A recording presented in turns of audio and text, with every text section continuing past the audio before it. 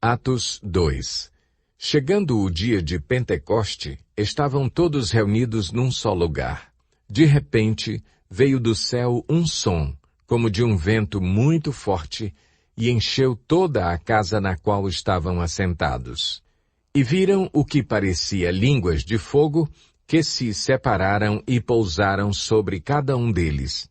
Todos ficaram cheios do Espírito Santo e começaram a falar noutras línguas, conforme o Espírito os capacitava.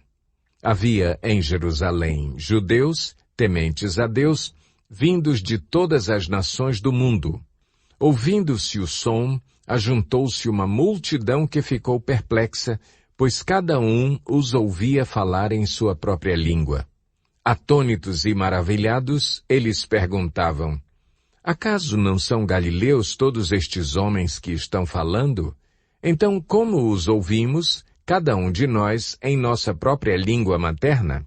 Partos, medos e elamitas, habitantes da Mesopotâmia, Judeia e Capadócia, do Ponto e da província da Ásia, Frígia e Panfilha, Egito e das partes da Líbia, próximas a Cirene, visitantes vindos de Roma, tanto judeus como convertidos ao judaísmo, cretenses e árabes. Nós os ouvimos declarar as maravilhas de Deus em nossa própria língua. Atônitos e perplexos, todos perguntavam uns aos outros: que significa isto? Alguns, todavia, zombavam deles e diziam: eles beberam vinho demais. Então Pedro levantou-se com os 11 e em alta voz dirigiu-se à multidão: homens da Judeia e todos os que vivem em Jerusalém, deixem-me explicar-lhes isto. Ouçam com atenção. Estes homens não estão bêbados, como vocês supõem. Ainda são 9 horas da manhã. Ao contrário, isto é o que foi predito pelo profeta Joel. Nos últimos dias, diz Deus, derramarei do meu espírito sobre todos os povos. Os seus filhos e as suas filhas profetizarão, os jovens terão visões, os velhos terão sonhos. Sobre os meus servos e as minhas servas derramarei do meu espírito naqueles dias, e eles profetizarão. Mostrarei maravilhas em cima, no céu, e sinais embaixo, na terra: sangue, fogo e nuvens de fumaça. O sol se tornará em trevas e a lua em sangue, antes que venha o grande e glorioso dia do Senhor.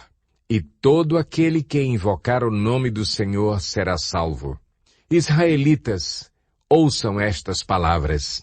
Jesus de Nazaré foi aprovado por Deus diante de vocês, por meio de milagres, maravilhas e sinais que Deus fez entre vocês por intermédio dele, como vocês mesmos sabem.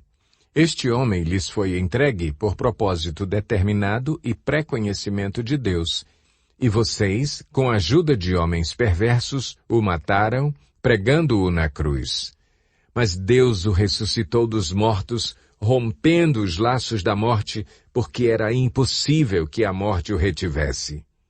A respeito dele, disse Davi: eu sempre via o Senhor diante de mim.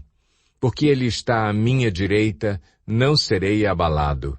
Por isso o meu coração está alegre e a minha língua exulta.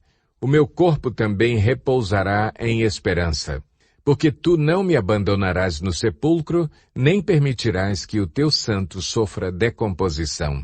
Tu me fizeste conhecer os caminhos da vida, e me encherás de alegria na tua presença. Irmãos, posso dizer-lhes com franqueza que o patriarca Davi morreu e foi sepultado, e o seu túmulo está entre nós até o dia de hoje. Mas ele era profeta e sabia que Deus lhe prometera sob juramento que colocaria um dos seus descendentes em seu trono.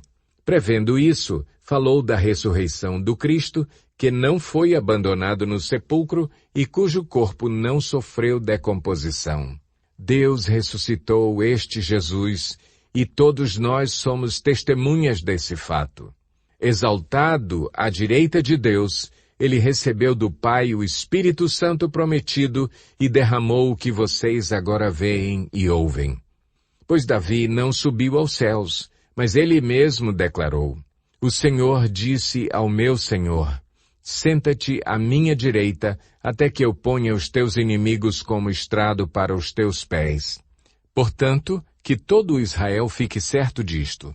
Este Jesus a quem vocês crucificaram, Deus o fez Senhor e Cristo. Quando ouviram isso, ficaram aflitos em seu coração e perguntaram a Pedro e aos outros apóstolos: Irmãos, que faremos?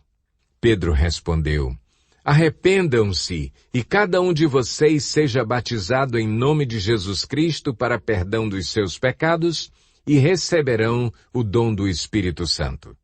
Pois a promessa é para vocês, para os seus filhos e para todos os que estão longe, para todos quantos o Senhor, o nosso Deus, chamar. Com muitas outras palavras os advertia e insistia com eles: Salvem-se desta geração corrompida. Os que aceitaram a mensagem foram batizados, e naquele dia houve um acréscimo de cerca de 3.000 pessoas. Eles se dedicavam ao ensino dos apóstolos e à comunhão, ao partir do pão e às orações. Todos estavam cheios de temor, e muitas maravilhas e sinais eram feitos pelos apóstolos. Os que criam mantinham-se unidos e tinham tudo em comum. Vendendo suas propriedades e bens, distribuíam a cada um conforme a sua necessidade. Todos os dias continuavam a reunir-se no pátio do templo.